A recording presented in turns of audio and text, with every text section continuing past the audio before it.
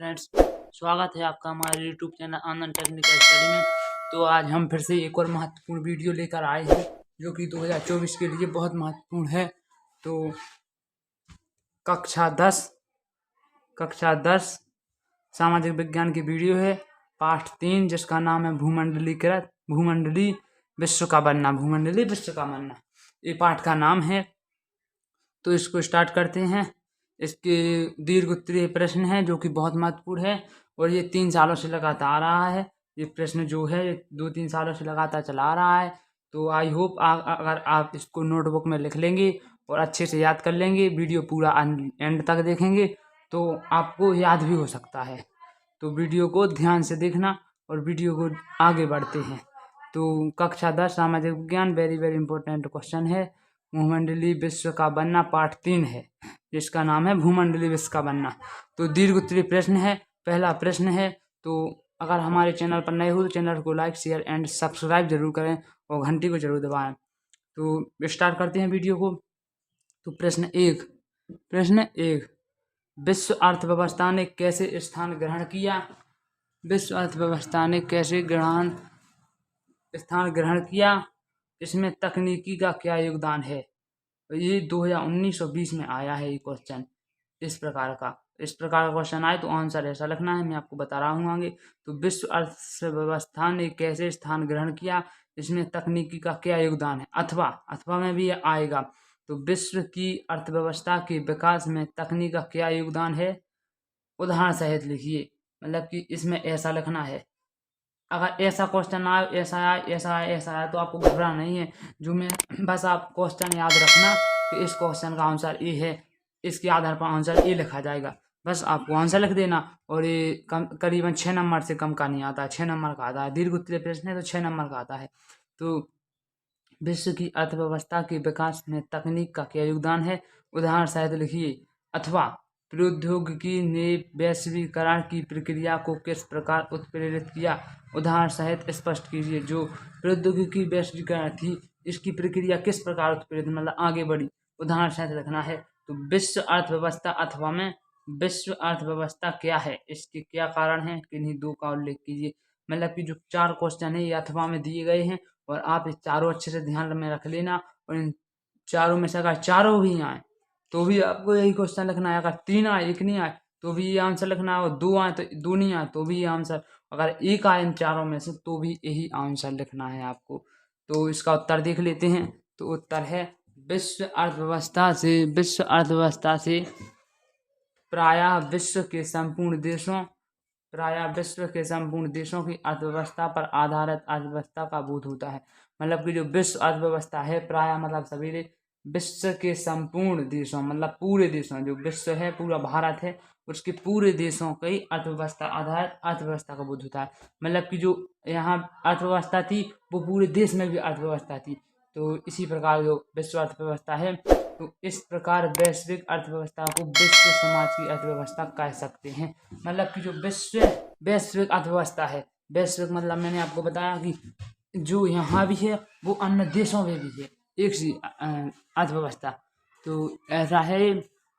तो अर्थव्यवस्था विश्व समाज की अर्थव्यवस्था कह सकते हैं। तो इसको विश्व समाज की भी अर्थव्यवस्था कह सकते हैं, विश्व समाज। तो जबकि राष्ट्रीय अर्थव्यवस्थाएं स्थानीय अर्थव्यवस्थाएं कहलाएंगी। तो जब ये फिर अगर इसको विश्व अर्थव्यवस्था का समाज कहेंगे तो इसको भी राष्ट्रीय अर्थव्यवस्था स्थानीय अवस्थाएं कहलाएंगे। तो ये जो राष्ट्रीय अर्थव्यवस्था है इसको भी स्थानीय अर्थव्यवस्था कह सकते हैं, कहलाएंगी।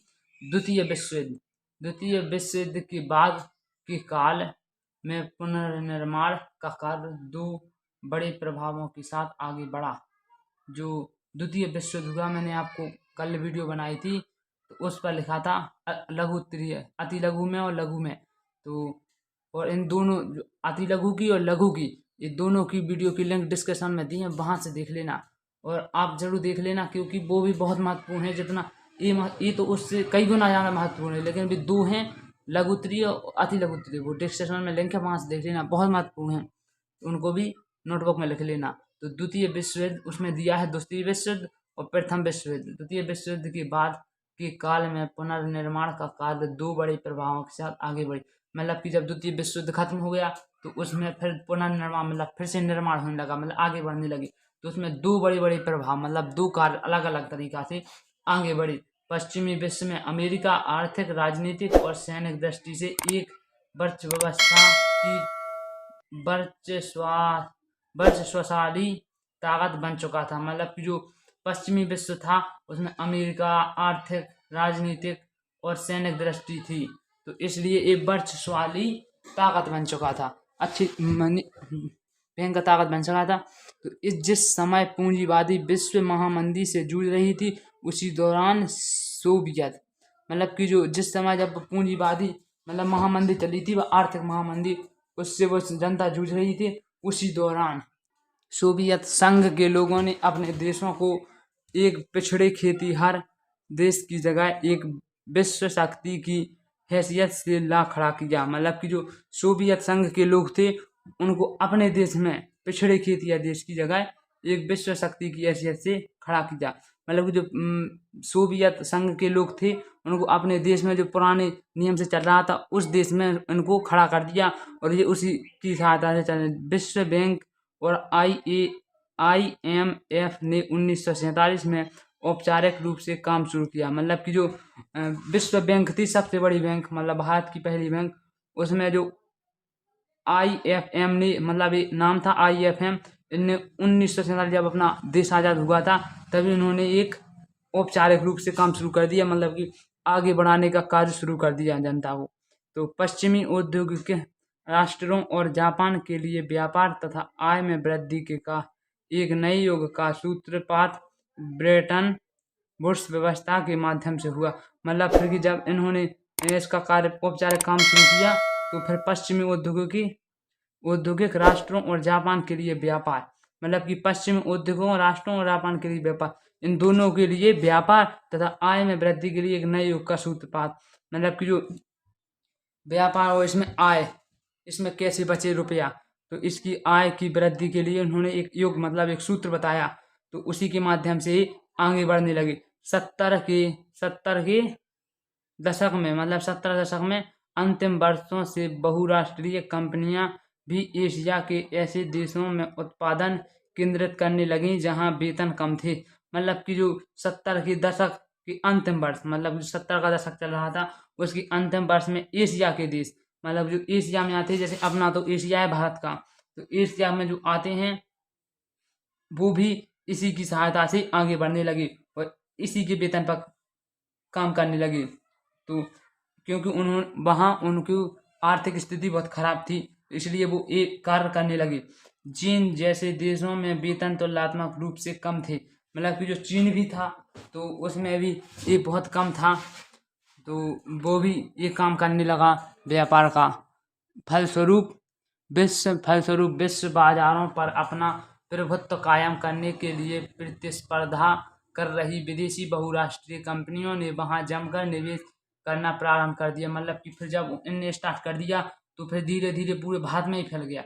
फिर विश्व बाजार मतलब बाजारों में भी ये काम होने लगा, मतलब कि ये व्यापारी काम होने लगा। तो फलस्वरूप विश्व बाजारों पर अपना प्रभुत्व कायम करने के लिए प्रतिस्पर्धा कर रही विदेशी बहुराष्ट्रीय कंपनियां ने भी मतलब कि विदेशी थी जो अपने भारत से अलग थी, उन्होंने भी ये काम करना प्रारंभ कर दिया। रेलवे, भाप के जहाज, टेलीग्राम, ये सब तकनीकी बदलाव बहुत महत्वपूर्ण रहे। मतलब कि फिर उन्होंने ये कार्य शुरू कर दिया, रेलवे बनाना स्टार्ट कर दिया, फिर भाप के जहाज मतलब जो हवा से चलते हैं उसकी जहाज, टेलीग्राम मतलब मोबाइल, ये सब तकनीकी बदलाव बहुत महत्वपूर्ण रहे। फिर उन्होंने ये बनाना स्टार्ट कर दिया तो ये बन गए। फिर औपनिवेशीकरण के कारण यातायात और परिवहन साधनों में भारी सुधार किए गए। मतलब कि जब वो यातायात साधन नहीं थे तो उन्होंने इसका भी अच्छे से कार्य किया, तो ये भी उन्होंने बना लिया यातायात और भारी सुधार किए, मतलब उन्होंने बहुत सुधार कर दिया। तो साधनों में भारी सुधार किए, तेज चलने वाली रेलगाड़ियां बनी, बोगियों का भार कम किया गया। मतलब कि जो तेज चलने वाली मतलब जो अपनी ट्रेन चल रही हैं ये इसी से चली थी, जो किसने बनाई थी, IMF के द्वारा स्टार्ट की गई थी, इसलिए सारे भारत में फैल गई थी। तो फिर ये सुधार किए गए, रेलगाड़ी बनी, बोगियों का भार कम किया गया, मतलब कि जो बोगी जैसे उन पर जो भार जाना था उनको कम किया गया था। बोगियां मतलब कर्जदार उनको भार कम किया गया। जलपोतों का आकार बढ़ा जिससे किसी भी उत्पाद को खेती से दूर दूर के बाजारों में कम लागत पर अधिक सरलता से पहुंचाया जा सके। मतलब कि फिर जो जलपोतों अब जहाज पानी का जहाज, उसके आधार पर जैसे किसान खेती करते थे, उसके खेती के दूर दूर तक जैसे वो व्यापार करते थे तो दूर दूर तक सामान जाता था खेती का, तो इसलिए उनको बहुत सरल हो गया और जल्दी पहुंचाया जा सकता था। अमेरिका, ऑस्ट्रेलिया का न्यूजीलैंड सब जगहों से जानवरों की बजाय उनका मांस यूरोप भेजा जाने लगा। मतलब कि फिर ये मांस मांस मछली का बिक्री होने लगा सब जगहों से जानवरों, मतलब कि जो ये जब ये साधन चालू हो गए तो मांस भी बिकने लगा सब जगहों से। जानवरों के बजाय उनका मांस यूरोप में भेजा जाने लगा। मतलब कि जो पैसे की आय कम हो जाती थी तो ये जानवर को काट काट कर बेच देते थे, तो ये जानवर भी यूरोप में भेजा जाने लगा। इससे न केवल समुद्र यात्रा में आने वाला खर्चा कम हो गया बल्कि यूरोप में मांस के दाम भी गिर गए। जब ये साधन बन गया तो वहाँ जो मांस अच्छी बिक्री में बिकता था, अच्छी रेट में बिकता था, फिर ये यहाँ से ज़्यादा जाने लगा तो उनकी रेट गिर गई और फिर ये यहाँ ख़त्म होता है ये प्रश्न। तो आई होप ये पहला प्रश्न आपको समझ में आया होगा। अगर आपको समझ में नहीं आया तो दोबारा देख लेना, बहुत महत्वपूर्ण है, बहुत महत्वपूर्ण है। मैं यहाँ से क्या है आप नोटबुक में जरूर लिख लेना, इतना महत्वपूर्ण है। तो अब देख लेते हैं भारत का रूपरेखा राजनीतिक मानचित्र। ये तो 100% 100% हर विषय में आ जाता है, क्योंकि ये नक्शा है, ये आपको नक्शा दिया जाएगा, इसके आधार पर आपको क्वेश्चन करना है। जैसे ये नक्शा दिया है पूरा भारत का, इसके आधार पर आपको क्वेश्चन करना है। तो पहला क्वेश्चन क्या है, वह स्थान जहां सितंबर 1920 में कांग्रेस का अधिवेशन हुआ। तो यह स्थान ये कहाँ हुआ था, आपको ये जरूर कर लेना। एक एक नंबर के आते हैं, अगर आपके 10 आए तो 10 नंबर आपके बिल्कुल पक्के हो जाएंगे। एक एक नंबर के आते हैं और एक एक अक्षर का उत्तर है, तो आप जरूर याद कर लेना। और ये जो मैं आपको बता रहा हूँ ये 100% जरूर आएगा। मैं आपसे क्या ही कहूँ, जरूर आएगा, आप ये बस याद कर लेना।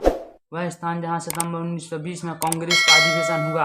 तो कांग्रेस का अधिवेशन 1920 में कहाँ हुआ, ये हुआ कलकत्ता में। ये पहला प्रश्न है। फिर नंबर दूसरा प्रश्न, वह है स्थान जहाँ सूती मिल श्रमिकों का सत्याग्रह हुआ। मतलब कि जो सूती कपड़े बनते थे महात्मा गांधी ने स्टार्ट किया था, ये कहाँ हुआ था, ये हुआ था खेड़ा में। तो वह स्थान जहाँ सूती मिल श्रमिकों का सत्याग्रह हुआ खेड़ा में हुआ। तो नंबर 3, वह स्थान जहाँ 1927 में कांग्रेस का अधिवेशन हुआ। वो स्थान कौन सा है जिसमें कांग्रेस का 1927 में अधिवेशन हुआ, तो ये है मद्रास, ये मद्रास है। तो फिर ये तीसरा चौथा, वह स्थान जहां 1929 में कांग्रेस का अधिवेशन हुआ। ये 1920 में, फिर ये 1927 में, 1929 में। तो ये कहाँ हुआ अधिवेशन, तो ये हुआ लाहौर में 1929 में। बहुत महत्वपूर्ण है, लिख लेना।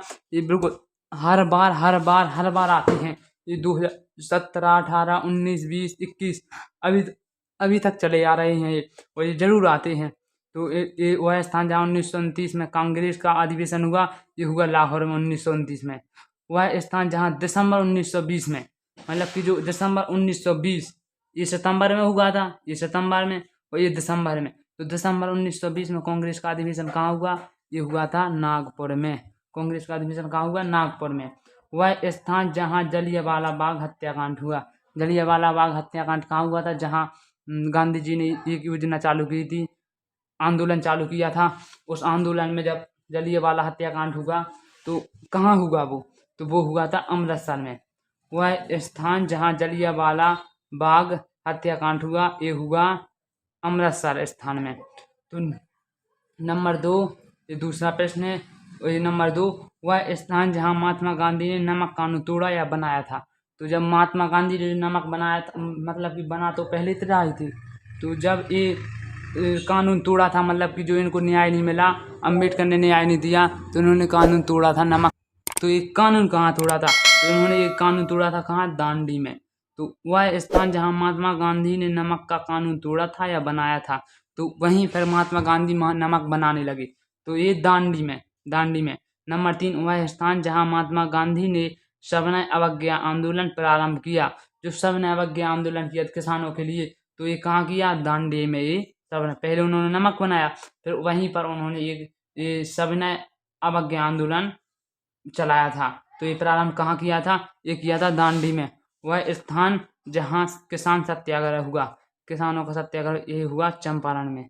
तो वह स्थान जहाँ किसान सत्याग्रह हुआ तो ये हुआ चंपारण में।